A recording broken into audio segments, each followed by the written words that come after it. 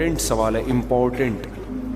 مفتی صاحب, ماہ ربیع الاول کو رسول اللہ صلی اللہ علیہ وسلم سے نسبت ہے.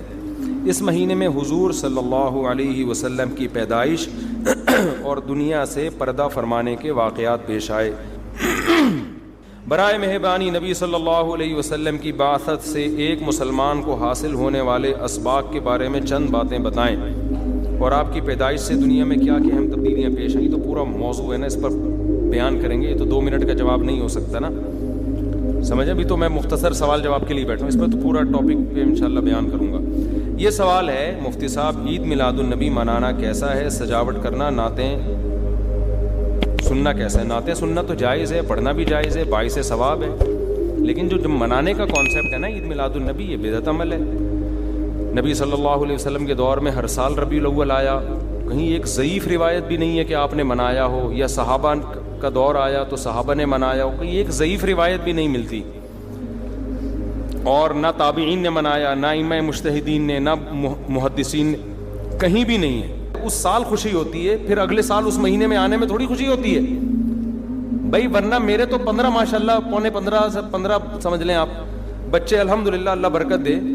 تو اور وہ ہر مہینے میں کوئی نہ کوئی بچہ مارکیٹ میں آیا ہے. جنوری میں بھی کچھ آئے ہیں, کچھ فروری میں آئے ہیں, کچھ مارچ میں آئے ہیں. تو کیا مجھے جنوری میں بھی خوشی ہوتی ہے, مجھے فروری میں بھی خوشی ہوتی ہے, مجھے مارچ میں بھی خوشی ہوتی ہے؟ مجھے اس وقت خوشی ہوتی ہے جب نیا ورژن مارکیٹ میں آتا ہے, جب اطلاع ملتی ہے خیر خیریت سے اللہ نے ایک اور بیٹا یا بیٹی دے دی, اس وقت میں خوش بھی ہوتا ہوں, عقیقے کی بھی کوشش کرتا ہوں, مبارک باتیں لیتا بھی ہوں, مبارک باتیں پارسل کرتا بھی ہوں.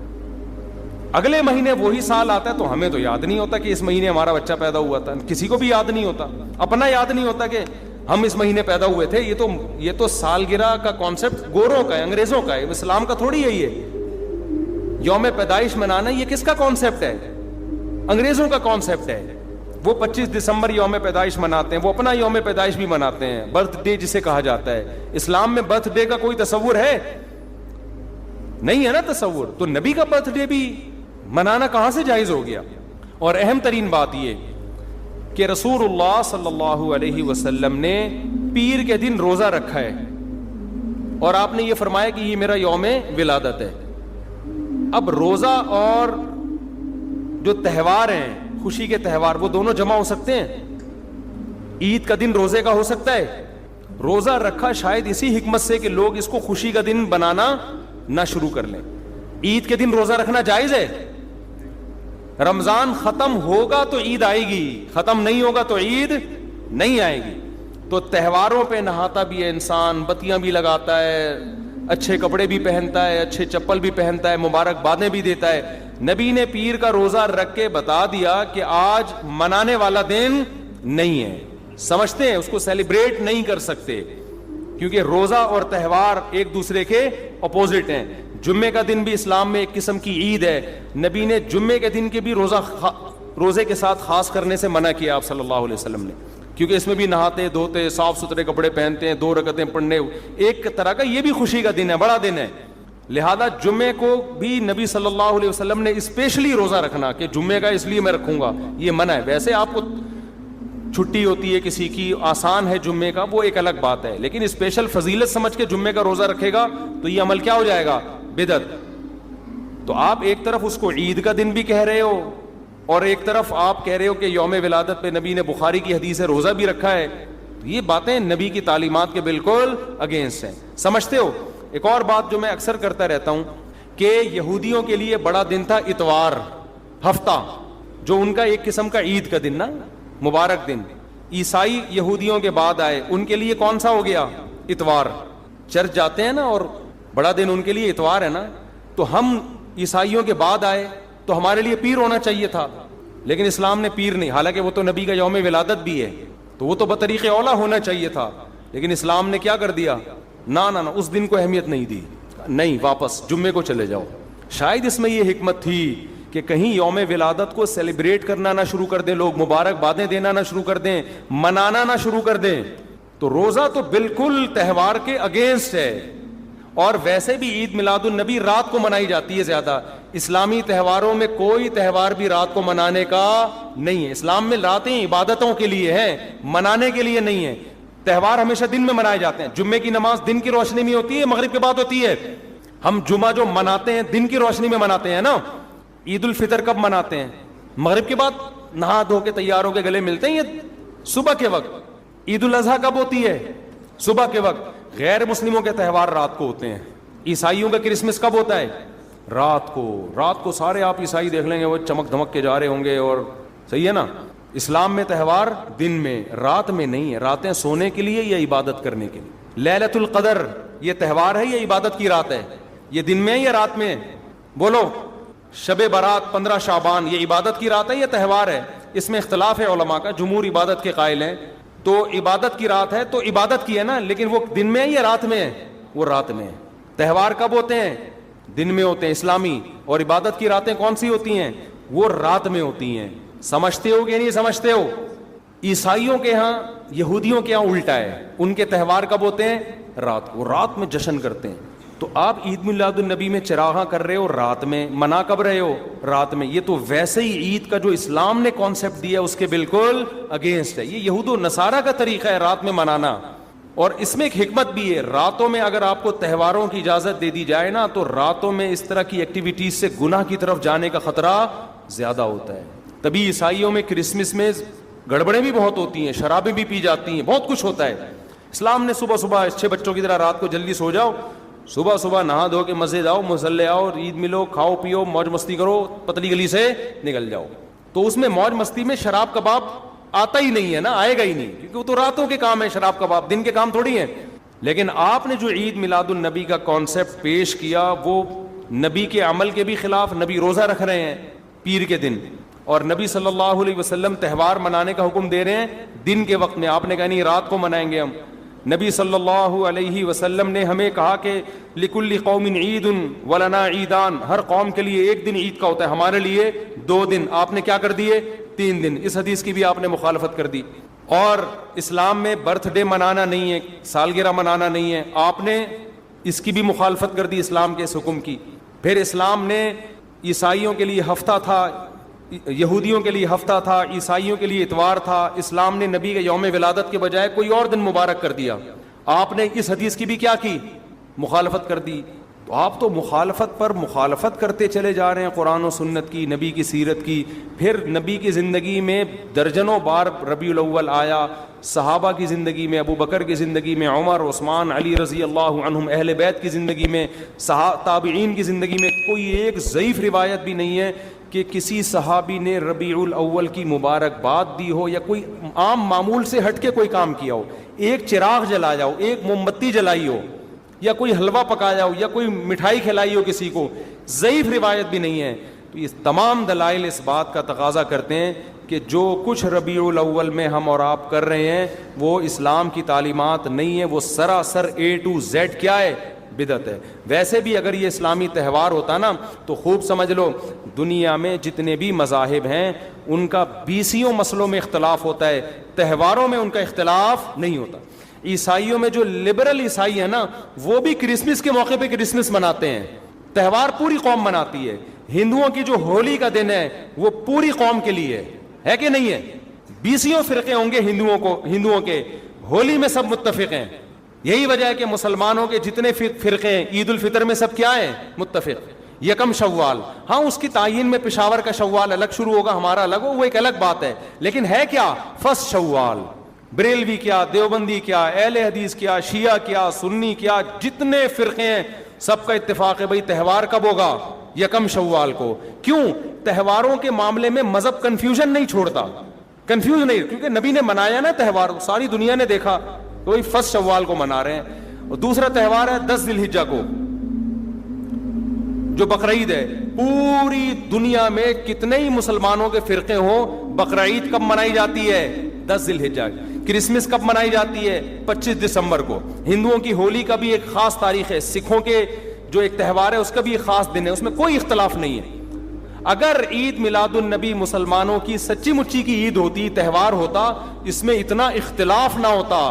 اتنا اختلاف ہے, پورے سعودیہ کی ایک گلی میں بھی کوئی ایک بتی بھی نظر نہیں آئے گی آپ کو.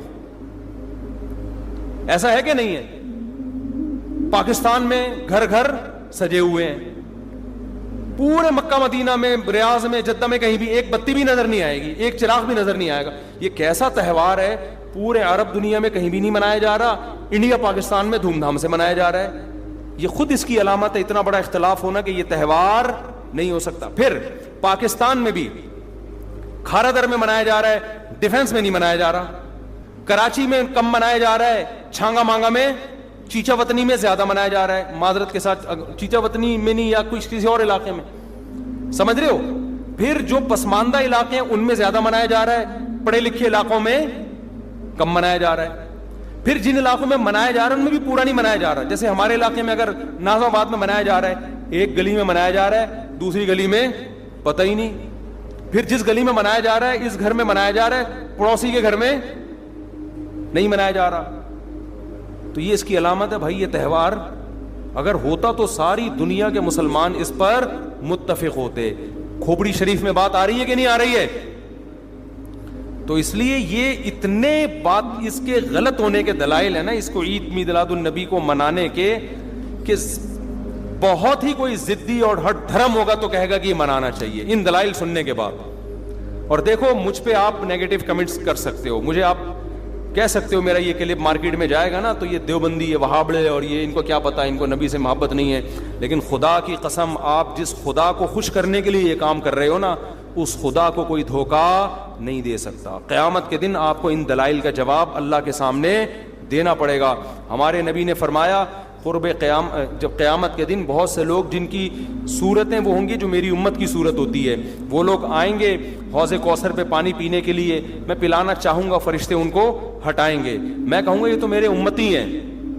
کیوں؟ ان کے گیٹ اپ سے لگ رہا ہوگا. فرشتے کہیں گے نا نا نا نا نا، ان لوگوں نے آپ کے دنیا سے جانے کے بعد آپ کے دین میں نئی نئی چیزیں ایجاد کر لی تھیں. تو فرشتے ہمارے نبی صلی اللہ علیہ وسلم کے دستے مبارک سے ان کو حوض کوثر کا پانی پینے نہیں دیں گے. اور حدیث میں بھی آتا ہے نبی صلی اللہ علیہ وسلم ان کو دھتکاریں گے. تو آپ نبی کے عشق میں وہ کام کر رہے ہو جس کی وجہ سے آپ نبی صلی اللہ علیہ وسلم کے دستے مبارک سے قیامت کے دن محروم ہو رہے ہو. سمجھتے ہو کہ نہیں سمجھتے ہو؟ تو نبی کی محبت میں وہ کام کرو جس سے نبی کی شفاعت کے مستحق بن جاؤ. نبی بلائیں آؤ، میں تجھے اپنے ہاتھ سے میں تجھے حوض کوثر پلاؤں گا. ایسا نہ ہو کہ آپ ربیع الاول کو منا رہے ہو، اس نبی کی یاد میں محبت کا اظہار کر رہے ہو، اور یہی محبت کا اظہار جو غیر شرعی طریقے سے ہے قیامت کے دن نبی کی شفاعت سے آپ کو محرومی کا ذریعہ بنا دے.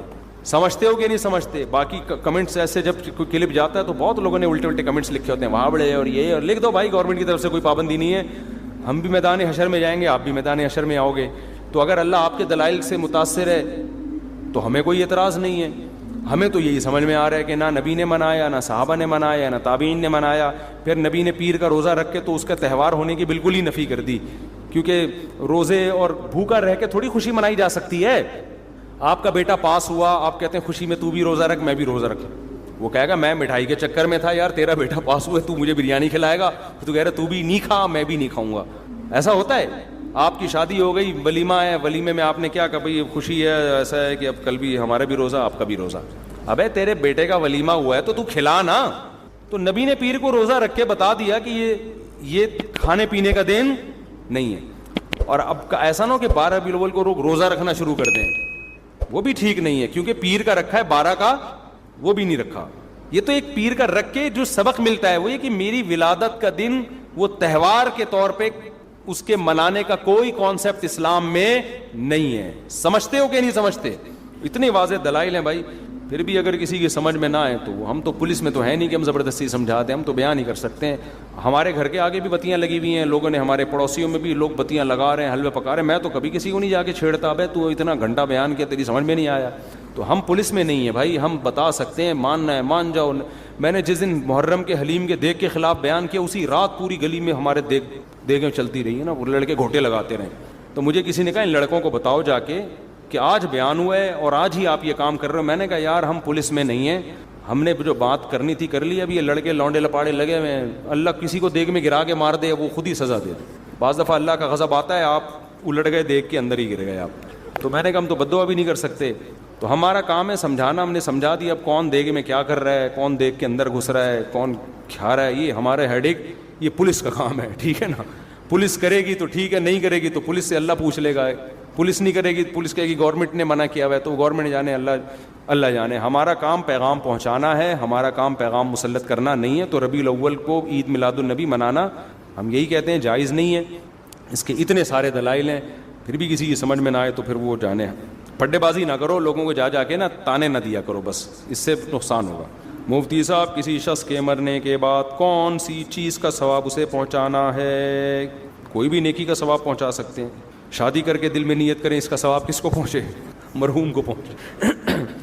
مفتی صاحب, اگر کوئی شخص یہ کہے کہ یہ جادو یا خیر حلیم, کیا ہے بھائی حلیم میں نے اللہ کے نام کی بنائی, یہ حلوہ یا خیر میں نے اللہ کے نام کی بنائی, اللہ کے نام پر دی ہے, کھا لو. بھائی حلیم تو اللہ کے نام پہ ہی بنتی ہے, حلوہ بھی اللہ کے نام پہ بنتا ہے, تو غریب کو کھلا دو اللہ کے نام پہ. لیکن ربیع الاول ہی میں کیوں؟ اس کا مطلب آپ اس کو منا رہے ہو نا, تو منانا غلط ہے, مناؤ مت اس کو. تو حلوے پکا کے ہی تو منایا جاتا ہے. لوگ کہتے ہیں اس میں کیا خرابی, ہم حلوہ پکا رہے ہیں. بھائی آپ کسی بھی ٹائم پہ پکا سکتے تھے نا, اسی میں کیوں پکا رہے ہو آپ؟ اس کا مطلب آپ اس کو منا رہے ہو. منانا تو جائز نہیں ہے نا, جو اللہ نے منانے کے لیے جو دن رکھے ہیں وہی دن صحیح ہیں. اور ویسے بھی یار حلوے مانڈے میٹھی چیزیں ہیں, میٹھی چیزیں کھا کھا کے لوگ مر رہے ہیں, ویٹ بڑھتا ہے. سنت ہے روزے رکھنا, روزے لوگوں کو روزوں پر لے کر آئیں کسی طریقے سے. حلوے مانڈے مت کھائیں.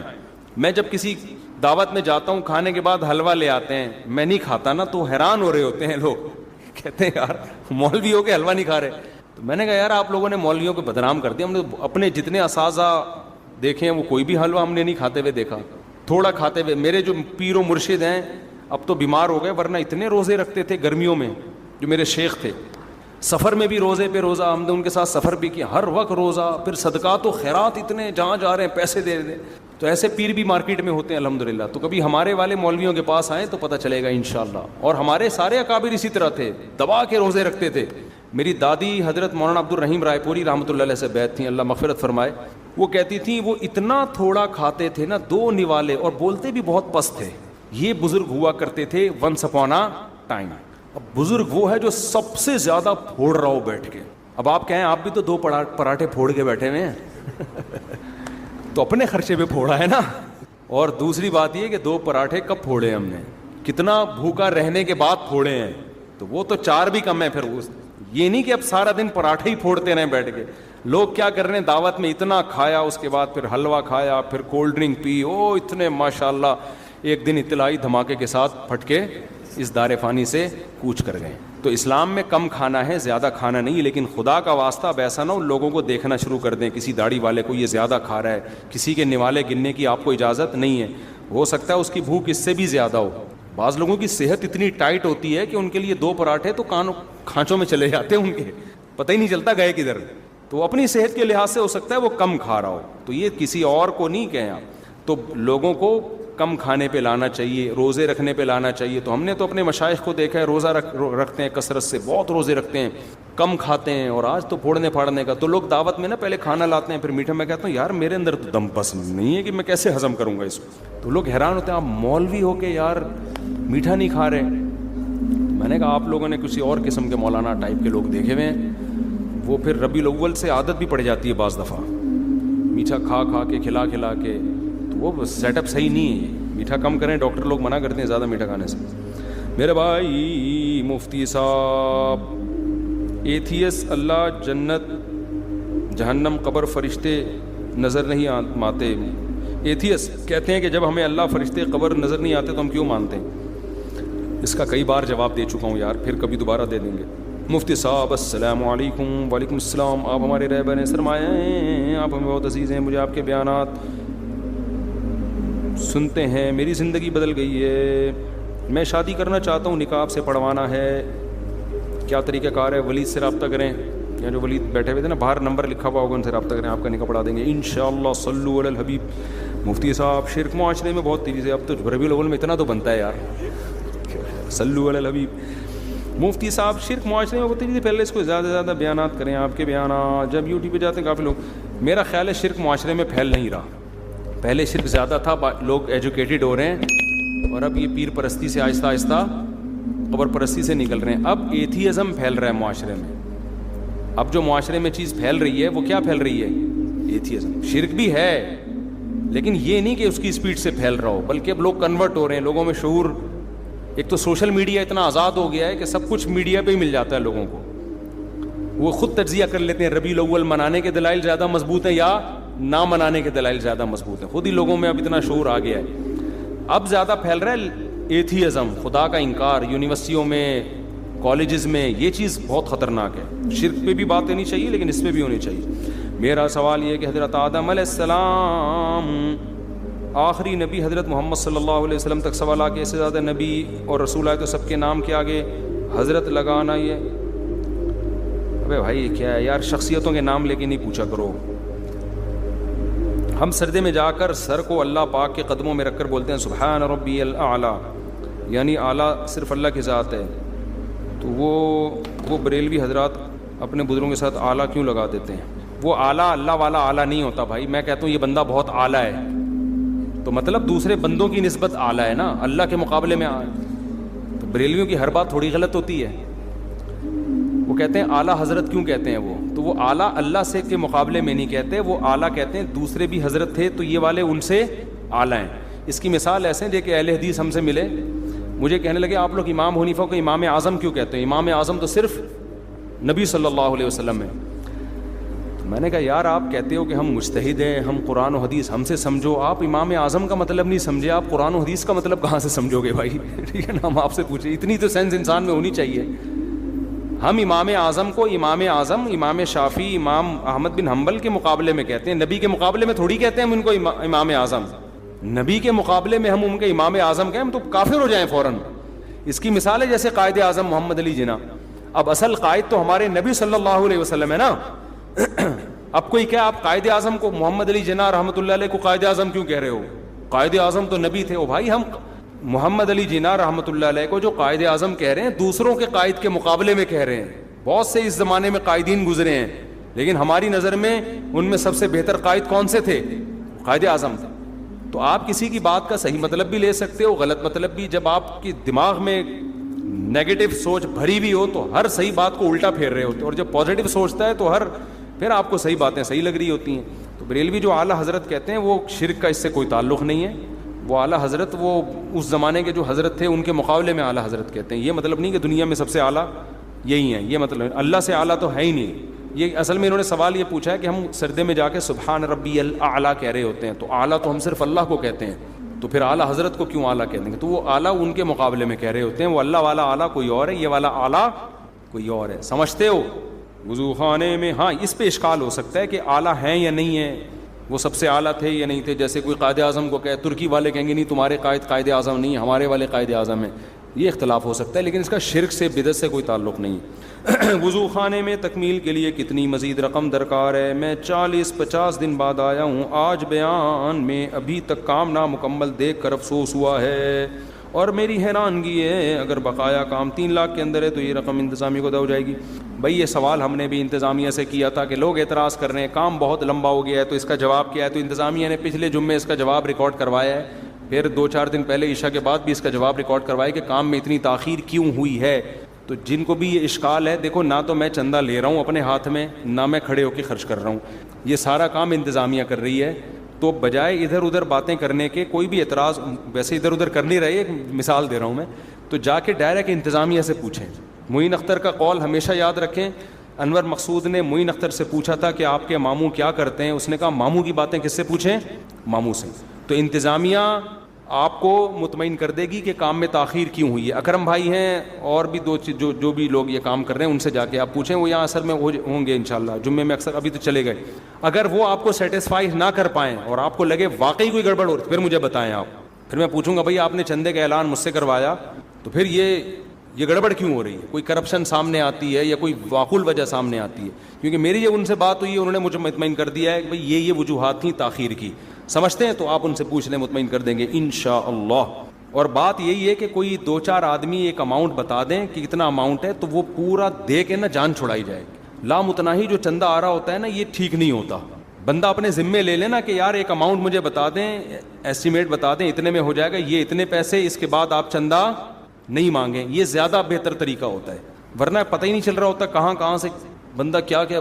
ہم نے یہاں تو نہیں ایسا ہوتا, لیکن ایک مثال دے رہا ہوں, مسجدوں میں یہ ہوتا ہے چھت ڈل رہی ہے, چندہ ہو رہا ہے, 6 مہینے سے چھت کے نام پہ اتنے روپے جمع ہو جاتے ہیں, ہر آدمی دے رہا ہوتا ہے. اسے کیا پتا کہ 1 کروڑ وہ دے چکا ہے, 10 لاکھ میں دے رہا ہوں, تو 20 لاکھ وہاں سے بھی لے چکا ہے. تو اس میں کرپشن کا امکان بہت زیادہ ہوتا ہے. تو یہ خطرہ ہوتا ہے اس بات کا. غلام سرور, والد کا نام عمر دین. میاں بیوی آپس میں نا اتفاقی میں, دعا ہے کہ ٹھیک ہو جائے میرے رشتے کے, سے دل کا دعا کریں, دل سے دعا ہے جی آپ کا رشتہ بھی ہو جائے, اور جن میاں بیوی کی آپ نے بات کی اللہ ان میں صلح بھی پیدا کر دے. میری والدہ کی طبیعت ٹھیک نہیں ہے اور میری سسٹر کے پر فالج کا اٹیک ہوا ہے, دل سے دعا ہے بھائی اللہ تعالیٰ آپ کی سسٹر کو بھی آپ کی والدہ کو بھی شفا عطا فرمائے. آج کل کافی پریشانی میں ہوں, گھر میں اکیلا کمانے والا ہوں, پوری گھر کی ذمہ داری مجھ پر ہے, مگر کام پر نہیں جاتا, ہر وقت سستی رہتی ہے, گھر تباہ ہو رہا ہے. سستی ہے, اس کا علاج ہے چترول لگوائیں اپنے کسی سے, اس کا وظیفوں میں علاج نہیں ہے. حقیقت ہے اصل میں جب گھر کا کوئی بڑا نہ ہو نا, اس کا روب نہ ہو, تو نوجوان نسل سست بھی ہوتی ہے, تباہ بھی ہوتی ہے. ان کا علاج نفسیاتی ڈاکٹروں کے یا وظیفوں کے پاس نہیں ہے. اس کا علاج یہ ہے کہ باپ سے طبیعت سے نا اپنی دھلائی کروا لیں. مجھے سست آدمی پر اتنا غصہ آتا ہے, آپ کو کیا بتاؤں, سست پہ مجھے بہت غصہ آتا ہے, کیونکہ وہ کمبخت کسی کام کا نہیں ہوتا. تو گھر میں کوئی سست ہے نا, تو اس کا حل صرف اور صرف ایک ہے کہ بڑا کیا کرے, اس کے چھوٹا بھائی سست ہے تو بڑا کیا کرے, چترول لگائے. یوٹیوب پہ ایسی ویڈیوز ڈالنے پر پابندی ہے جس میں چترول کی بات ہو, کیونکہ یوٹیوب ایکشن لیتا ہے, آپ لوگوں کو مار پیٹ کی ترغیب دے رہے ہیں. تو چترول کو ہم پیار سے کچھ اور نام رکھ لیں, چترول نہیں لگائیں, کیا سروس کروائیں, سروس کروائیں.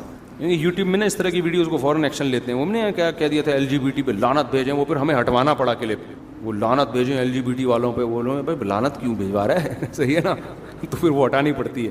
تو چترول کو ہم پیار سے آئندہ سے کہا کریں گے اس کی سروس کروائیں. ٹیوننگ زیادہ اچھا لفظ ہے, بلکہ دونوں ہو جائیں تو زیادہ اچھا, ٹیوننگ بھی ہو جائے. اور تو جو گھر میں سست ہے نا, باپ کا کام ہے کہ اس بچے کی طبیعت سے سروس بھی کرے اور اس کی ٹیوننگ بھی ہو. چھوٹا بھائی یہ کام کر رہا ہے تو بڑے بھائی کی ذمہ داری ہے کہ وہ اس کی سروس اور ٹیوننگ کر کے بہترین بن جائے گا انشاءاللہ.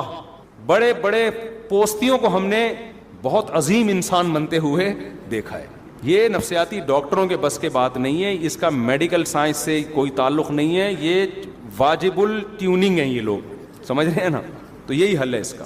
اللہ کا شکر ہے ہمارے باپ نے بھی ہمیں مارا ہے, ہمارے بھائیوں نے بھی ہمیں مارا ہے, الحمدللہ. ہم تو پٹے ہیں اللہ کے فضل سے. آج ہم جو ممبر پہ بیٹھے ہیں, اگر نہ پٹے ہوتے ہم یہاں ہم گٹکا کھا رہے ہوتے کہیں بیٹھ. سست پڑا ہوا ہوتا میں ابھی بھی, ہم بھی ایسے سست تھے, ہم کوئی ایسے چست تھوڑی تھے شروع سے ہی. اسکول جاتے ہوئے جو مجھے سستی ہوتی تھی, میں اگر اس کے واقعات آپ کو سناؤں آپ حیران ہو جائیں. دلچسپی تھی جو سب بچوں کو ہوتی ہے, کھیل رہے ہیں, فٹ بال کھیل رہے ہیں, ہاکی کھیل رہے ہیں اس میں. اور پھر اسکول جانے کا جب ٹائم آتا تھا نا, ایسے لگتا تھا جیسے میں ایسے بستر سے اٹھتا تھا جیسے قبر سے نا مردے کو اکھاڑا جا رہا ہے, اور وہ بھی پرانی قبر سے. مردہ چپک جاتا ہے نا قبر کے اندر. تو ابا ایک دفعہ لے کر آئے, بولے یار روز کا ڈرامہ لگایا ہوا ہوتا ہے اس نے. جب ٹیوشن کی بات آتی ہے, میرا اپنی حالت یہ تھی, جب ٹیوشن کی بات آتی ہے ویسے کھیل رہا ہوگا, بھاگ رہا ہوگا, دوڑ رہا ہوگا. جہاں ٹیوشن کی بات ہے ایسے لگتا تھا کہ جیسے پتہ نہیں کوئی قہر آ رہا ہے, کیونکہ ٹیوشن میں بھی پٹنا ہوتا تھا نا جا کے. ہمیں میڈم پڑھاتی تھیں, اللہ ان کی عمر میں اور برکت دے, الحمدللہ زندہ ہیں وہ ابھی تک, اللہ اور برکت دے. وہ میری ٹیچر تھیں. ہوم ورک میں ہم سستی کرتے تھے, تو جیسے ہی انہوں نے دیکھا نا یہ ہوم ورک نہیں کیا, تو یہ پٹاخ کر کے تھپڑ آتا تھا. تو میں سوچتا تھا کہ وہاں بھی پٹنا ہے, یہاں بھی پٹنا ہے, تو پلس مائنس کرتا تھا کہاں کم پٹائی ہوگی. ان کا تھپڑ زناٹے دار ہوتا تھا نا جو میڈم تھی ہماری, ایسا زور جا کے. اور پھر بیزتی زیادہ تھی, سب کے سامنے پٹتے تھے. یہاں گھر میں تو بہن بھائیوں کے سامنے پٹ رہے ہیں, آج ہم پٹے کل وہ پٹے گا, عزت برابر ہو جائے گی دونوں کی. تو ابا ایک دن مجھے یاد ہے ایک پائپ لے کر آ گئے کہ یار روز کی ڈانٹ سے بہتر ہے ایک دفعہ طبیعت سے لگا دو چترول. تو وہ نوبت نہیں آئی, میں اسی دن سے انسان کا بچہ بن گیا کہ یار ابا آپ جو ہے نا زیادہ فارم میں آ گئے. تو آج تو گھروں میں یار ماں باپ نے بالکل ہی سختی چھوڑ دی ہے. ایک بات خوب سمجھ لیں, اصل میں تو جو کام محبت سے ہوتا ہے وہ مار دھاڑ سے نہیں ہوتا. اصل تو یہی ہے, بچے کو محبت دیں, اس کی ساری ضرورتیں پوری کریں, پیار سے سمجھائیں. زیادہ تر بچے وہ سیدھی انگلی سے ہی قابو میں آ جاتے ہیں, انگلی ٹیڑھی کر کے گھی نہیں نکالنا پڑتا, وہ تمیز سے چلے جاتے ہیں. کچھ بچے بہت ہوتے ہیں تو پھر بے تحاشا نہ ماریں. یہ جو میں کہہ رہا ہوں ٹیوننگ چترول تھوڑا بہت, کیونکہ ہم نے یہ ظلم بھی دیکھا ہے. بعض بچوں کو ماں باپ بہت زیادہ پیٹتے ہیں, اس کا میں قطعاً قائل نہیں ہوں. ہمارے ابا نے بھی ہمیں مارنا ہوا تو 6-7 تھپڑ لگا دیے, وہ بھی بہت ہی جب ایکسٹریم لیول پہ ہم پہنچتے تھے, ورنہ وہ محبت زیادہ دیتے تھے. الحمدللہ ہمارے والد صاحب نے ہمیں محبت زیادہ دی ہے, مارا کم ہے, تبھی اس مار کے سائیڈ ایفیکٹ نہیں ہوئے. اور والد صاحب نے جب بھی مارا نا اس کی تلافی کی ہے. بعد میں انہوں نے اتنی محبت دی, پھر تفریح پہ پیسے دے رہے ہیں, یہ لا رہے ہیں وہ لا رہے ہیں, تاکہ اس مار کے جو سائیڈ ایفیکٹ ہے نا, ایک بغاوت کے جذبات پیدا ہوتے ہیں, وہ سائیڈ ایفیکٹ کیا ہو جائیں, ختم رہ جائیں. اس مار نے جو اینٹی بائیوٹک کا کام کیا تو برے جراثیم مر جائیں اور اچھے والے نہ مریں. تو والد صاحب پھر بعد میں بڑی عزت دیتے تھے کہ نہیں بھائی یہ بیٹا میرا بڑا کام کا, یہ بڑا آدمی, تو بڑا اپریشیٹ کرتے تھے نا وہ, کہ نہیں یہ آج کل ماں باپ کیا کر رہے ہوتے ہیں, بے غیرت کمینہ پیدا ہو گیا میرے گھر میں, پٹاخ ایک لگایا کھینچ کے, تو کسی کام کا نہیں ہے, مجھے اس سے کوئی امیدیں نہیں ہے, یہ ذلیل کرے گا مجھے. بچہ کہہ رہا ہے ٹھیک ہے ابا, جب ایسے ہی ہے تو وہ اور منفی طرف چلا جاتا ہے, اس کو بالکل اپریشیٹ نہیں کر رہے ہوتے. تو بچوں کو اس کی کبھی کبھار ماریں, زیادہ نہ ماریں اس کو, کبھی کبھار. مار کے سائیڈ ایفیکٹ بہت خطرناک ہوتے ہیں, لیکن روب رہے, وہ ایک دفعہ ہم پٹ گئے تھے تو روب پیدا ہو گیا تھا, 1-2 دفعہ پٹے ہیں لیکن طبیعت سے پٹے ہیں. وہ طبیعت بھی ہمارے لحاظ سے نا, یہ جنگلیوں کی طرح جو بچوں کو مار رہے ہوتے ہیں یہ والی نہیں. کیونکہ میں ایسے کیس جانتا ہوں, ماں باپ نے بہت مارا ہے بچوں کو, بڑے بھائی نے بہت مارا, قاری صاحب نے بہت مارا, بچے کی زندگی ہمیشہ کے لیے برباد ہو گئی, وہ جنگلی بن گیا.